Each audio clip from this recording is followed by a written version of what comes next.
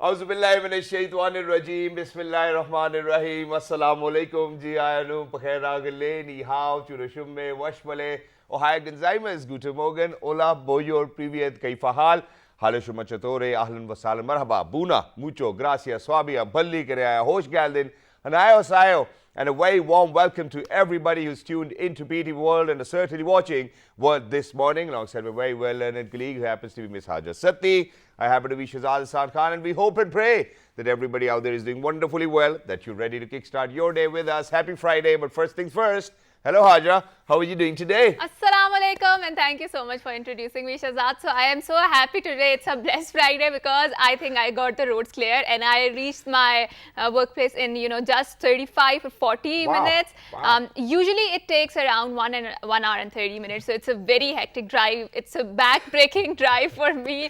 I don't know why the roads were so clear, but it's a blessing in disguise. I'm really happy about the traveling and the commuting. You know what? I believe that the funny part over here is that for somebody for whom it takes actually 15 to 20 minutes to reach towards their work, even if it's rushy or not. Okay. I mean, I still cannot kind of comprehend whether you are so happy to reaching towards your workplace and that too in 40 minutes. So for me, it's like really very different. But yes, this is something which I wanted to ask. Why were the roads so empty? Because it only took me 9 minutes today to kind of reach towards my workplace. I really don't know. I think there is some sort of political activity going on or something like that. But I really like that the roads were empty. And this brings into light a very important problem that is about the commuting and how it is contributing towards the climate pollution, about the greenhouse gases emissions and whatnot. And I think we need to have a more sustainable commuting system because I do feel that there's so many people who are commuting from their workplace, from their houses to the workplaces, and they don't have a very viable transport system. Of course, now we have metros and tram systems. They're being introduced, which is a very good steps. But I think we need to expand these arteries into the entire city. Exactly, we certainly need to do that. But over here, I'm going to give you another concept, and it's a very interesting concept, and a lot of people might not even know about it as of now. Okay. So imagine we talk about a lot of emissions, because everybody commutes, and over here in Pakistan, we have this lifestyle that everybody wants to take their own car, either a motorbike. And unfortunately, if they do not have a motorbike, only then, we come down towards public transportation. True. Now, imagine, so the world is saying that we really need to move on towards electric cars. When we talk about electric cars, everybody thinks that the car is not emitting, but that's not what the case is. There are emissions, but where are those emissions is something we really need to look into. So for that battery we're putting into those electric cars and vehicles and everything, so what happens is that, we have to dig in a lot of minerals and, there's a lot of wastage for that too, and there are a lot of emissions for that entire process. And not just that, imagine that this battery is actually going to stay with us for the rest of our lives because it never decomposes. So that's going to be a lot of problem in coming days, and nobody's talking about it. So the emission is there, but the process is very different. Okay, that's a wonderful point that you dug in. But then again, we need to, I think, choose between the better alternative because, again, the way at the speed which the climate is heating up, it's really, horrible, and we need to do more when it comes to that. And to kind of look for but for the electric cars, we need to have a heavy pocket, no?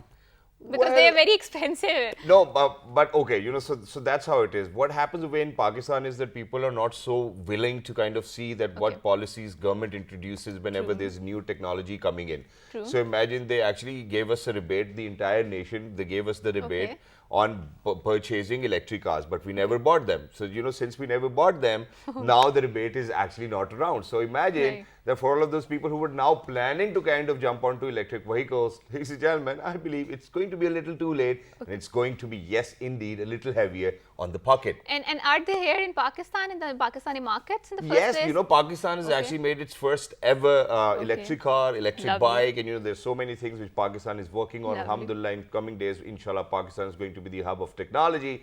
And this is something which we really need to look into, and that's something we have been asking for as a nation, and everybody needs to contribute. So all of those industrialists, producers who are out there, thank you very much for giving us this amazing technology, because we certainly will be needing it in days to come. True. But I hope that there's not going to be enough electric shortage, so that we can charge our vehicles as well. So that's where the world is going. We need to diversify our chain of the energy supply. Maybe we need to move towards the solar more. I don't know how that works, but now moving on to the top stories, which is about Prime Minister Shahbaz Sharif will address the United Nations General Assembly session today.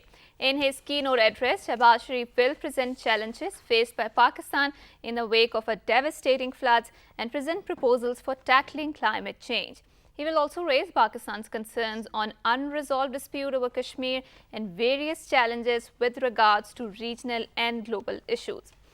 I think one of the very important talking point when it comes to the United Nations General Assembly session is the climate change, because it's a very hot topic nowadays and it has added a significant meaning when it comes to Pakistan and entire world, I believe. And of course, we need a global cooperation on that. We need to move beyond the promises and the pledges when it comes to the climate change, because it's time to walk the talk.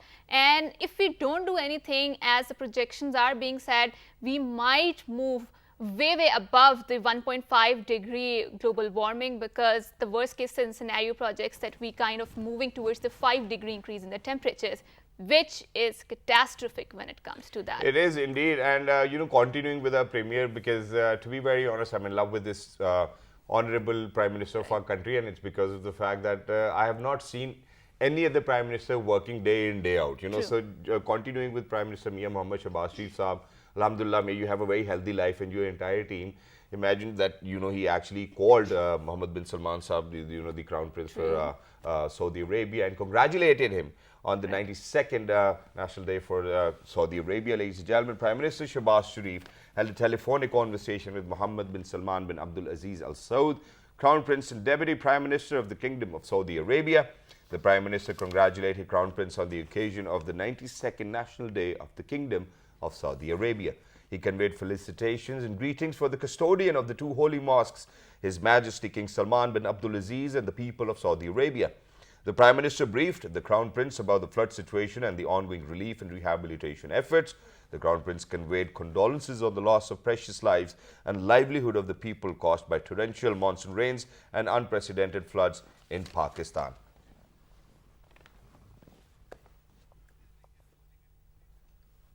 All right, so now I think it's about time that I actually wanted to ask you a question, because we certainly have dented her bank account just yesterday. So our entire team, alhamdulillah, first of all, thank you very much for taking us out for breakfast.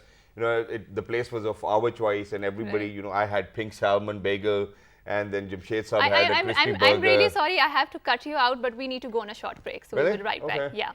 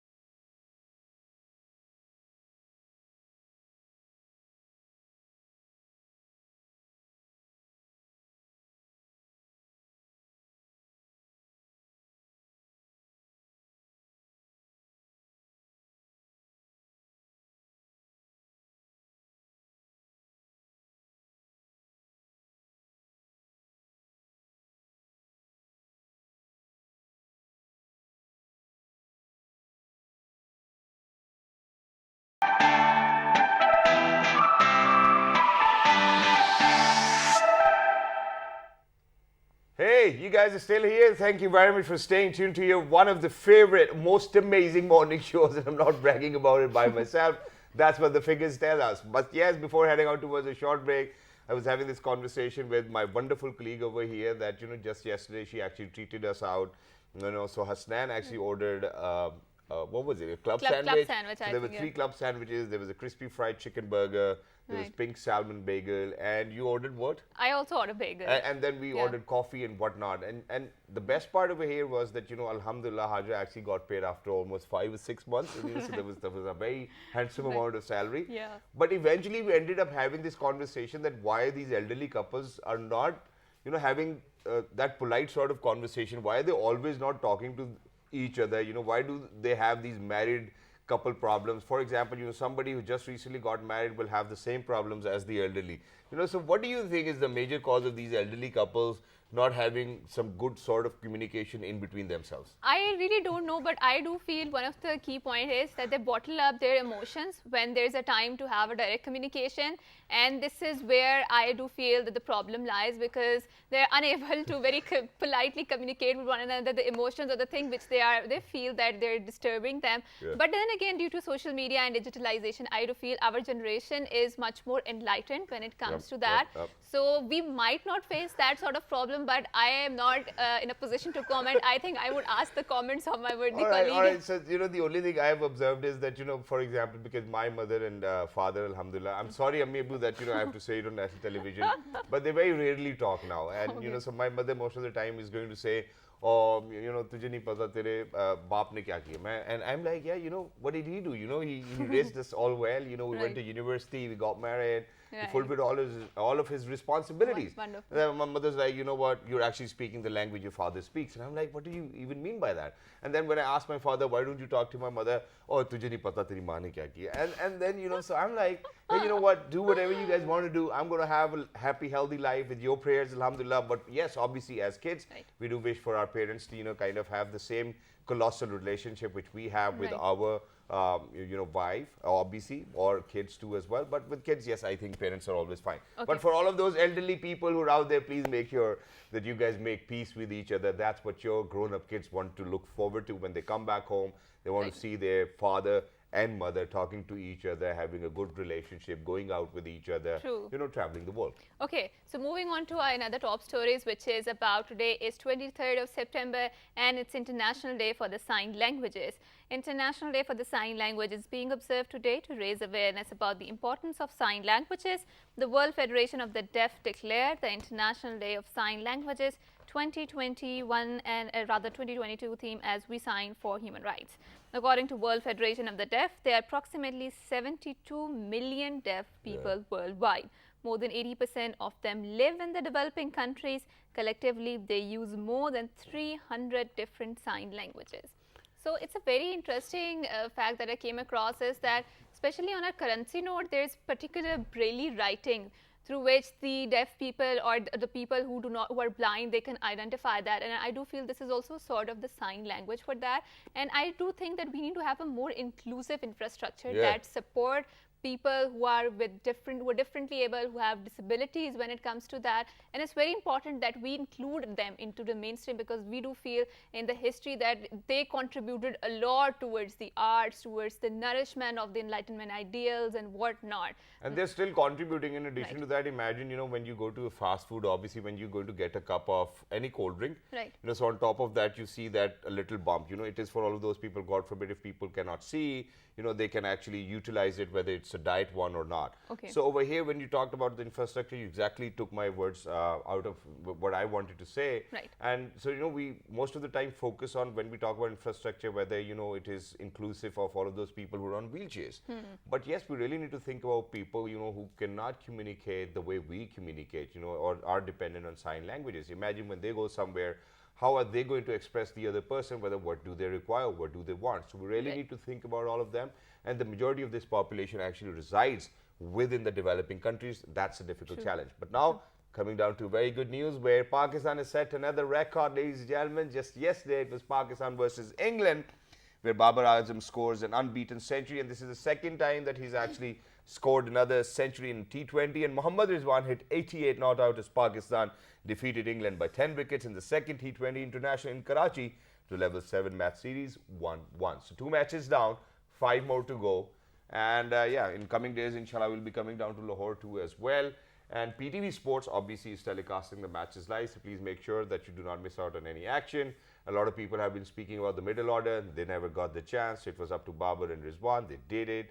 A wonderful record-breaking partnership, and then another century for Mr. Babar Azam. And no, because people have been writing, the king is back.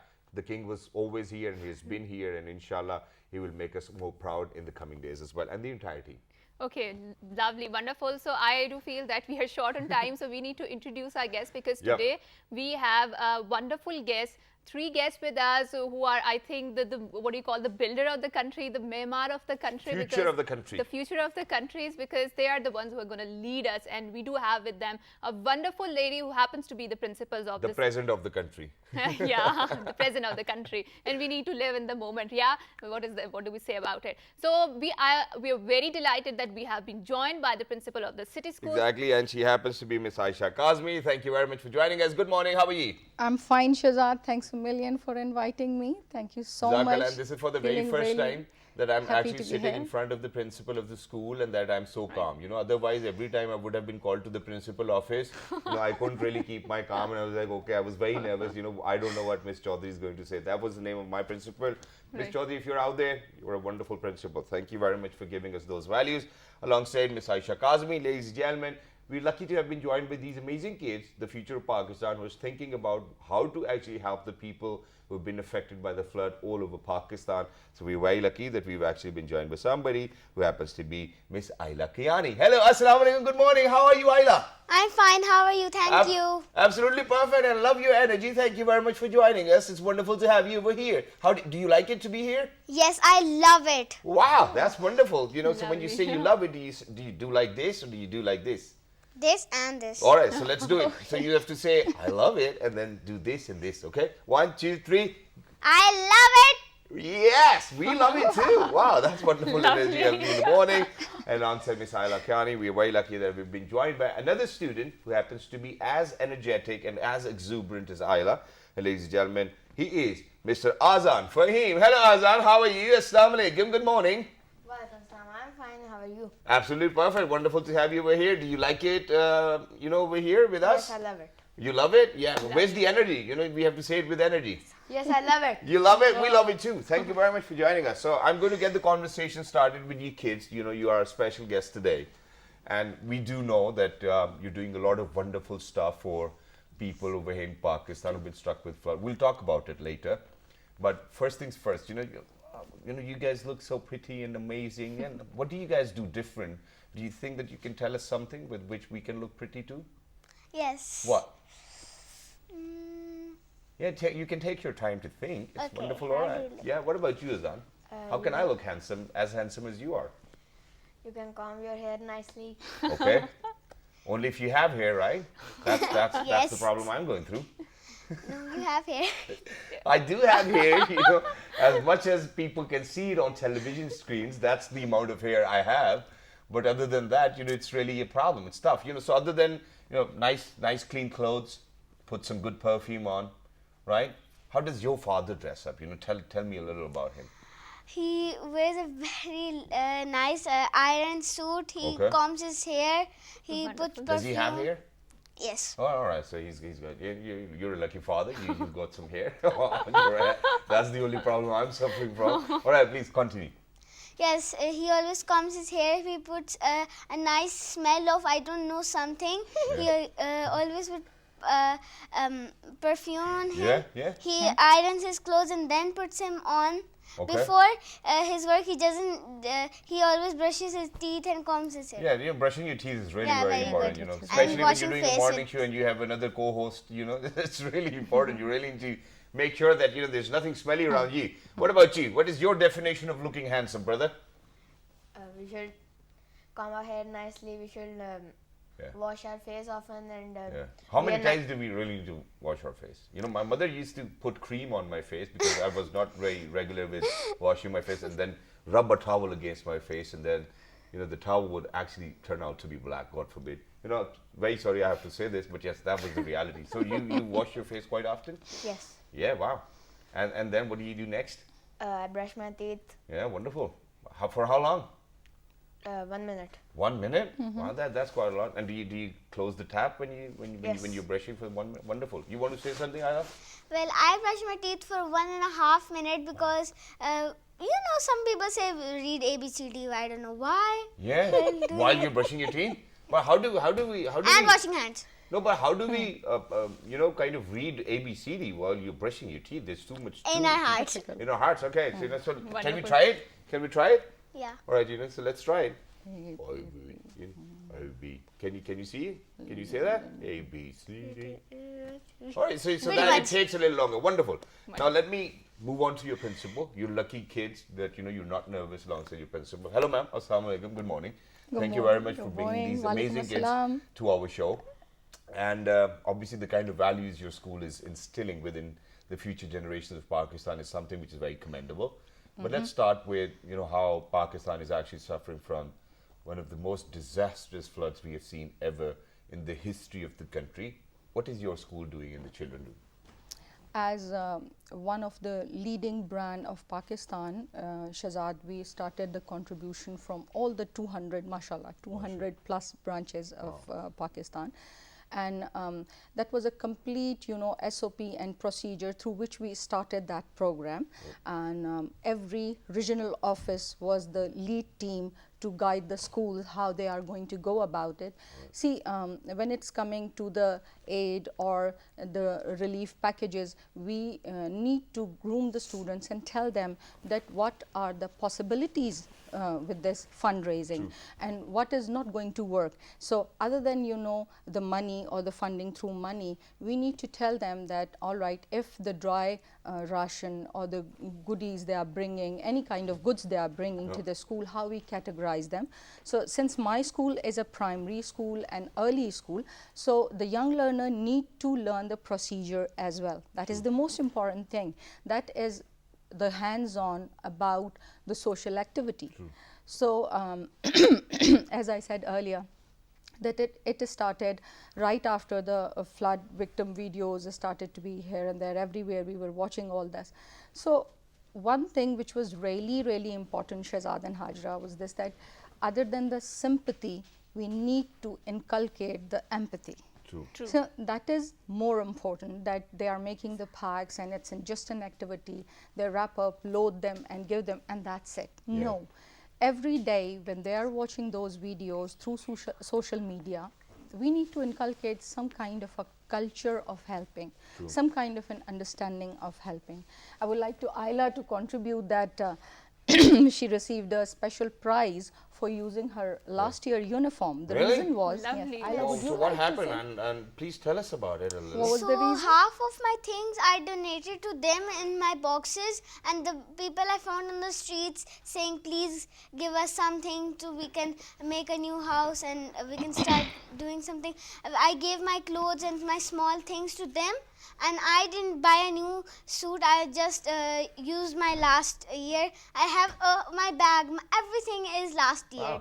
I And this don't is buy something which any parent would want, an economical kid. And you certainly make one. Wow, wonderful. And you know what? It's not just the people around you who are appreciating you for this. Even Allah is appreciating you for the kind efforts you made for the people who are out there on the streets. And it's a wonderful initiative. And anytime if I have a cloth which is small, I always say, Mom, please can I give this cloth to my friends? Some I give some of them to my cousins. I keep them for them, and I also give it to the street people because they have kids. I give it to their mothers, and they can also donate it to someone. Wow. And we should always give them the thing which is. And I had a very new frock, but they didn't fit me. So I seriously I just put it in the packet and give it away to someone. Wow, but did you feel like giving it away, or did you feel like keeping it with you, even if you No, does I not could fit? give it away any Wow. chance. Wow, that's wonderful. Wonderful. And Wonderful, in lovely. addition to that, you're inspiring me and a lot of other kids out there who have a lot of stuff to give to people, but they're not. They're just sitting on top of that. Right. But there's one more interesting bit, and that is that you just realized that you're actually sitting in a green room, and the way it comes on television is very different, right? Yes. Do you have any idea how we're doing that? Well, sometimes I see things like green things make very different color. On them. Okay. Wonderful. I think that's a wonderful Lovely answer. observation. I don't really know how this happens. We will show you after the show, inshallah. What about you, Azan? So what did you do to help other people? I donated some clothes and monies, and I donated foods. All right, what sort of food and how much money, and where did you get the money? Did you save it yourself? And did you ask the other people around to donate it? Yes. Wonderful, Wow. wonderful. Wow, and then did your friends contribute towards donating and helping all of those people? Some friends contributed. Wow, and how many siblings are you? I have 4.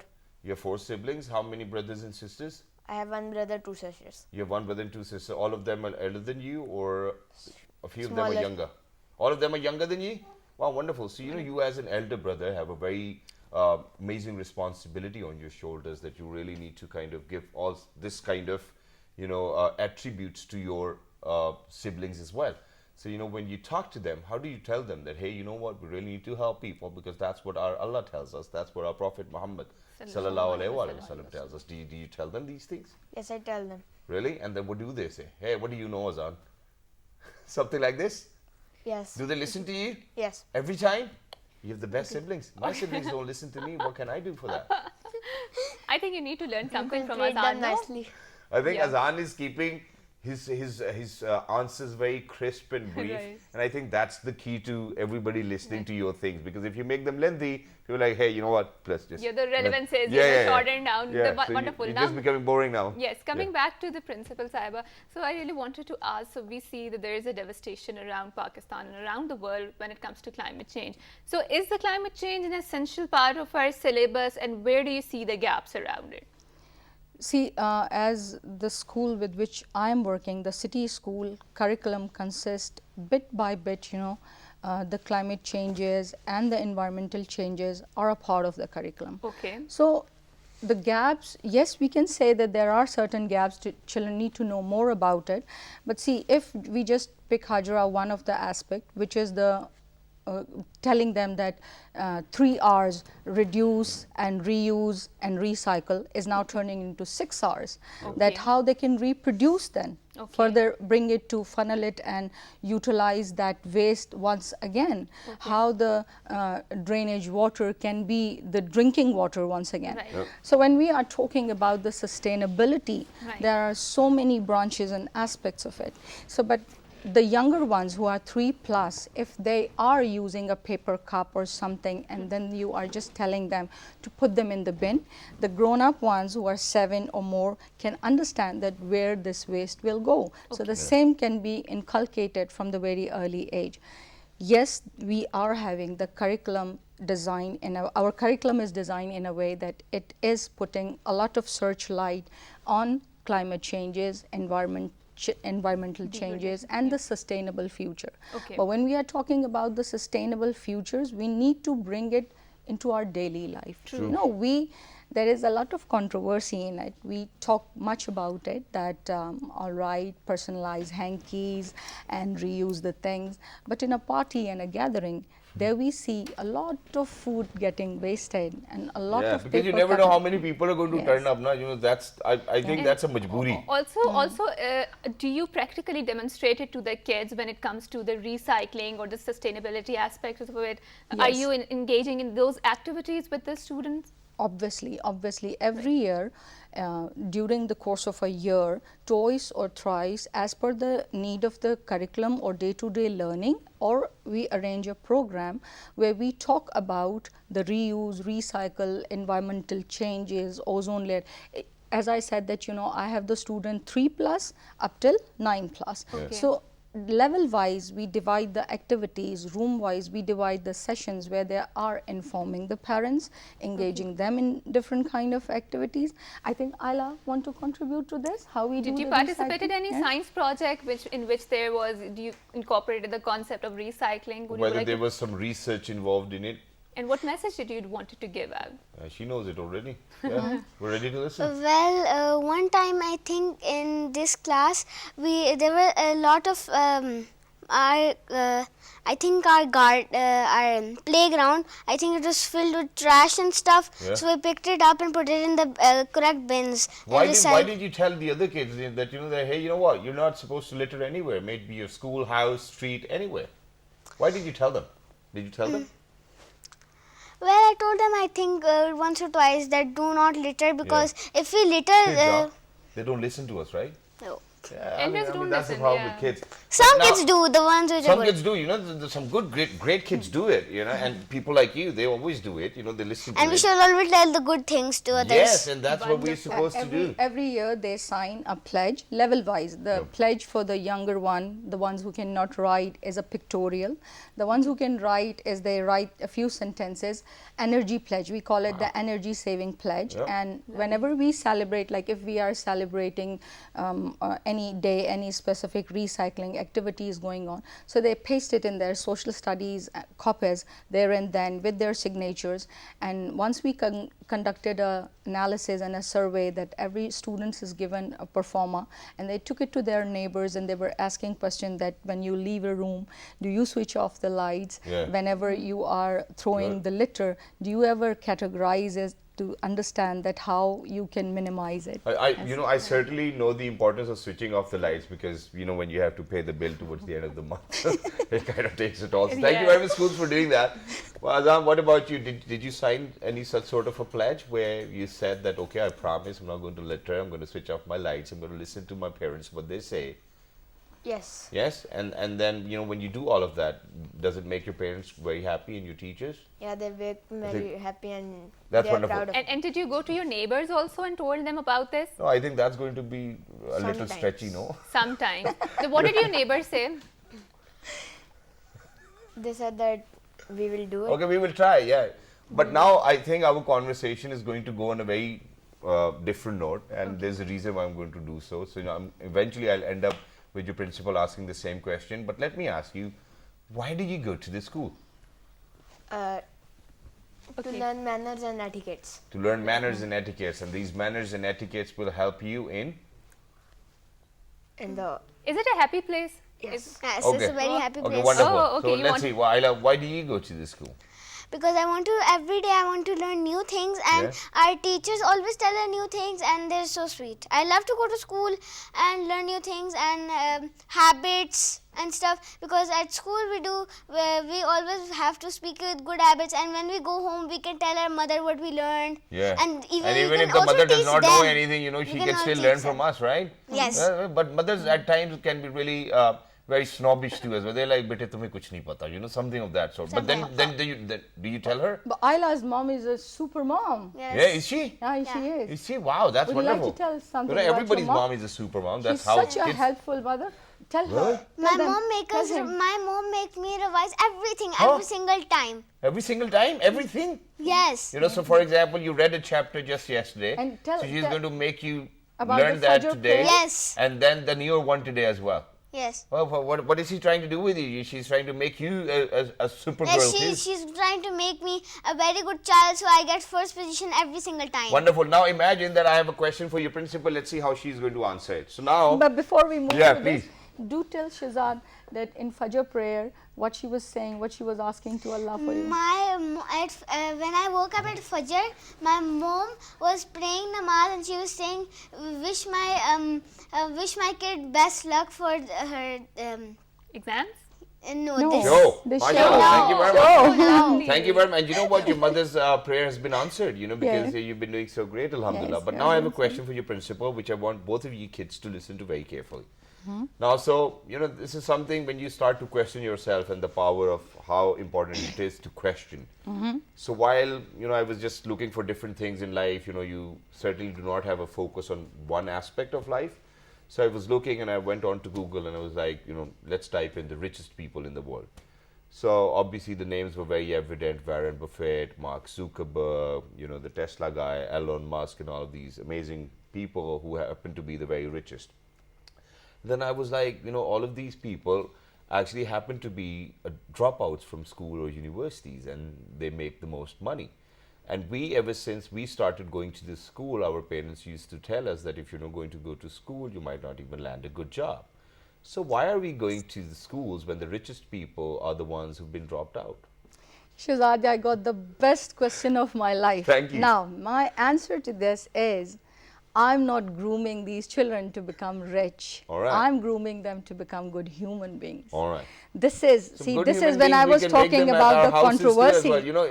Every single See. parent is trying to make their kid a good human being. We pay the schools so that they can learn something and land a good job. That's the sole purpose. Okay, so have you dropped your there- girls there is off the school? biggest- No, Yeah. I haven't. I haven't, because that's something which we call a norm, right? Right. So I really do not want to experiment on my kids. But this is a serious question which I have in my heart, when the people who are actually leading from the front in all aspects of life, not that they're not good human beings. I think even if you talk about the Microsoft gentleman, he's been donating can you Yeah, let me sure. further to elaborate it? See, when we talk about the quotients of life, we need to, in a school, early school, primary school, secondary school, even university, colleges, we need to work on the 4 quotients: physical quotient, spiritual quotient, emotional quotient, and then intelligence. So what we are basically missing is that we believe it's just the information shifting and bringing them to be the high achievers all their life.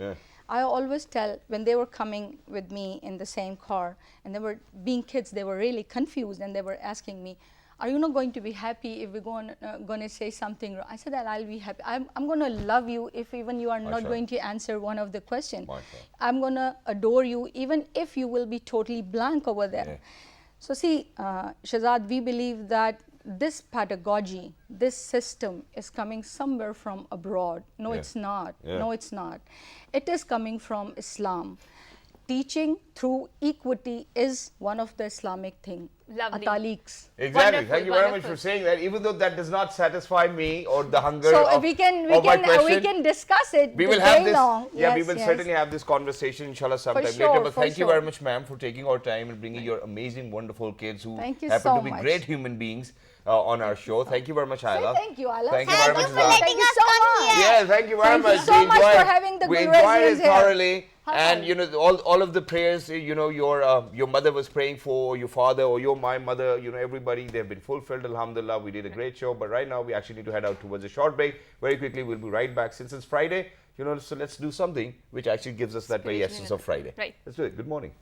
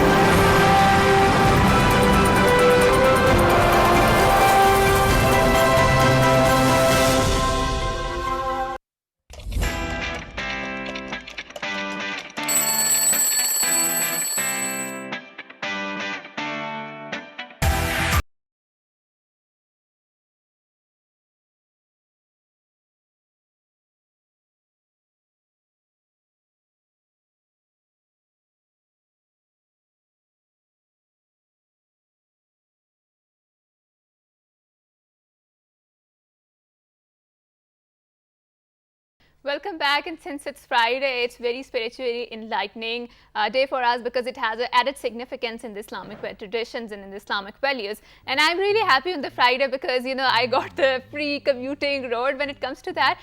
So in order to have such an exuberant environment, which is spiritually enlightenment, because I do feel that we need a lot of spiritual enlightenment. This materialistic world is, I think we are drowning into that black hole sort of it. And for the nourishment of our soul, it is very important important that we connect with Allah subhanahu wa ta'ala, with the nature, which is Allah subhanahu wa ta'ala when it comes to that. And thank you very much, Hajra, for saying that. And I've had a lovely day today, with the kids in the first place, and now that spiritual enlightenment which we are going to get, because let me just introduce our very worthy guest. Qari Namuluk Saab is over here in the studios with us. So Qari Saab, I'm just going to wrap up the show and then we lead it towards you, so that you can actually share whatever you want to share with us and that we can have that spiritual enlightenment. So for everybody who's out there, ladies and gentlemen, please make sure that you write to us on our Facebook page, which is with the name of World This Morning. On Twitter, Dailymotion, YouTube. World This Morning. And the fabulous Rupi is going to be at 9:05.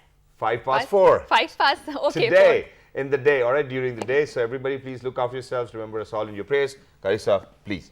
Bismillah.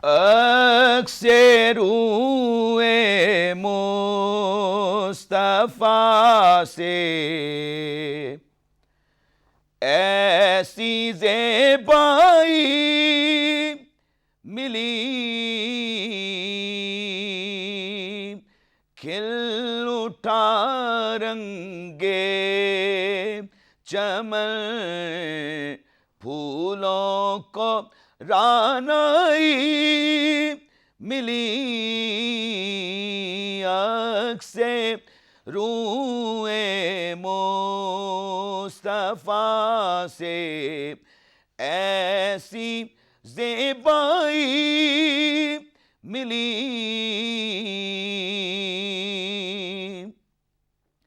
جس طرف اٹھے نگاہیں محفل کونین میں جس طرف اٹھے نگاہیں محفل کونین میں رحمت للعالمین کے جلوہ فرمائی ملی رحمت للعالمین کے جلوہ فرمائی ملی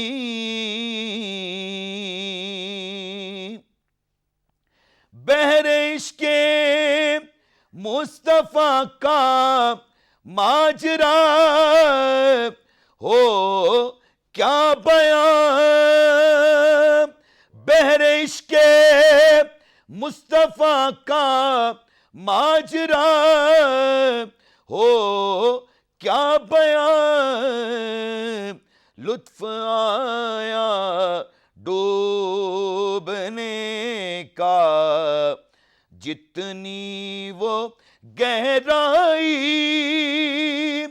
ملی آنکھ سے روئے مصطفیٰ سے ایسی زیبائی ملی چادر زہرا کا سایہ ہے میرے